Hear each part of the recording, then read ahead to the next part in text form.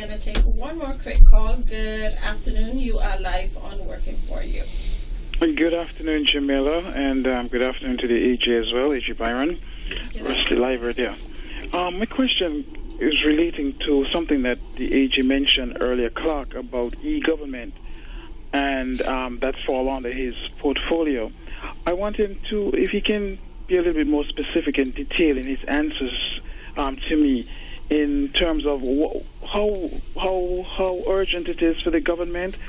Is there anything being done at this point in time in terms of seeing what can be done and what needs to be done? As he rightly said, it's not, you don't have to reinvent anything. Everything is in place. It's just, in my mind, it's just a matter of adopting what is out there to suit our purpose. So I'd like to know if anything is being done at this point in time, and how soon would somebody like me, who wants to benefit from such a program, doing some work with government as I'm doing right now, would be able to do so. Thanks. I'll listen off here. Thank you very much for that question. And we need another hour. Thank you, Wesley. One of the first things that I would say is that we have set aside $1.3 million to refurbish and bring back online the Information Computer Technology Unit, ICTU building at the CFP Southwell industrial site. This was a building that housed the Department of Technology and did training and certification for private and public sector workers. It also housed an innovation center, but it was closed down since 2012. And for the past 3 years, the Department of Technology has been broken up, and it's part of it in the cable building, part of it in another building elsewhere. We now bring them together again, hopefully in January of this year. We would have the opening of this building, and it is going to be very exciting in that we will have incubator space for small business to come and to be involved there.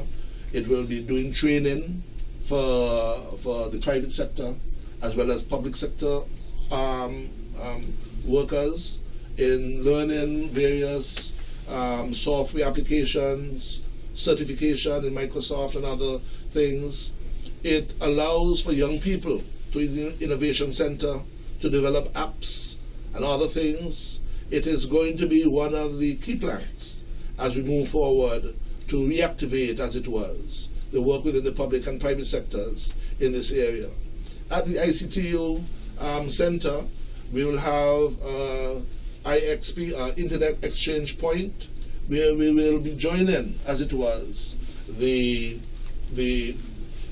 cables connecting our broadband suppliers that will be able to afford us the ability to have better control of our KN designation, and so that whereas currently you may be in one room in your house and you have send an email to somebody in another room, it goes out somewhere in North America, that now will stay on an island in country. And there will be another number of innovations that will be happening in this ICTU Center. That is a major one for us. We have also been engaging in public-private partnerships, and one of the things we will be rolling out within the next 3 weeks, is where we will be unveiling through our technology a new rebranding of St. Kitts and Nevis. We will be consolidating the various portals of which the government has responsibility for. The government and St. Kitts and Nevis will now have a new portal where you go to get access to the various ministries throughout St. Kitts at this point in time. We'll be adding Nevis at some point, hopefully in the near future. But all the various web pages that are there will now come through one portal that has been invented. It's very exciting, where we've done video and still photos. It's going to be like nothing else anywhere in the region and nowhere in the world, because we are embarking on a nation building rebranding program framework that we have spent quite a bit of time in putting together, and where we would have not just in the public sector but private partnerships as well to help us roll out as one of these. One of our private partners will be unveiling within shortly the SKN Academy, where we'll be doing complementary work to the ICTU Center, where we do other types of incubation and other types of support matters so that young people, other people in this country, can now get involved in entrepreneurial activity in this very critical area of information and computer technology, developing applications and so forth. We see this area as being critical, as a new area for us to be opening up St. Kitts and Nevis for development, to excite young people. We have widespread penetration in terms of the use of technology. Everybody, nearly everybody that is, has a smartphone or cell phone. We know how to manipulate it, how to use it. I mentioned earlier in terms of the offerings of e-government services and using your phones to do these services, your laptops at home, to be able to deliver, as it was, to broadband technologies, things at home, security issues, and we can go on and on. I don't have a whole lot of time, but we could have a whole program on this. And it is a very, very exciting period for us. I would say that within government, we have put to cabinet the reorganization of the Department of Technology. We have put to cabinet the need to develop a national ICT governance board that would assist us to move these practices forward. We would be engaging more and more the public, and as I say, we have service providers who at this point are very much engaged in unveiling and investing in our country as to make us as one of the leaders in terms of broadband technology and services that can be delivered in our country. Just one last thing. Our young people know what downloading is, and many of them have begun uploading. And it is an area where we need to be able to encourage the development of all forms of production, whether it is in music, whether it is in photography, in inventiveness, in designs, whatever it is.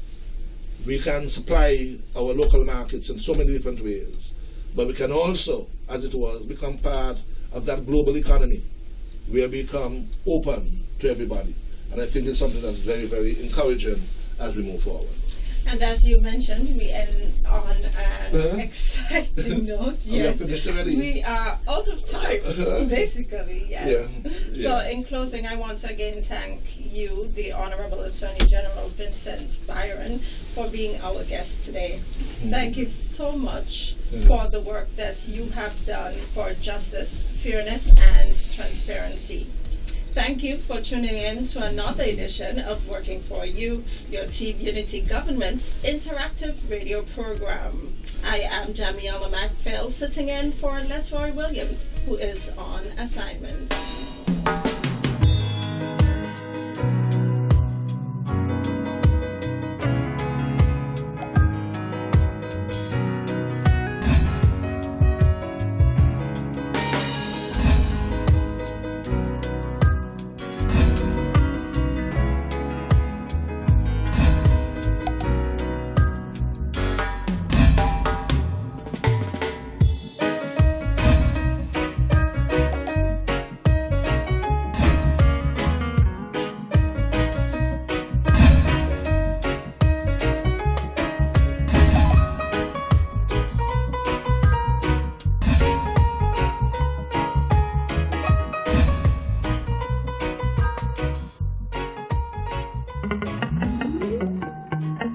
Working for You. A weekly talk radio program which highlights developments of national interest and the activities of your St. Kitts Nevis government. Join host Lesroy Williams as he presents news, views, reports, and interviews about everything regarding the activities of the Team Unity government and the building of our communities and the development of St. Kitts Nevis. Tune in and call in to interact with your government and share your views regarding the upward forward development of your community and our beautiful Twin Island Federation. station. Working for you ears weekly, every Wednesday live from 1:30 p.m. to 3 p.m. on ZIZ Radio, Win FM, and Sugar City FM with rebroadcast on participating stations. Working for you.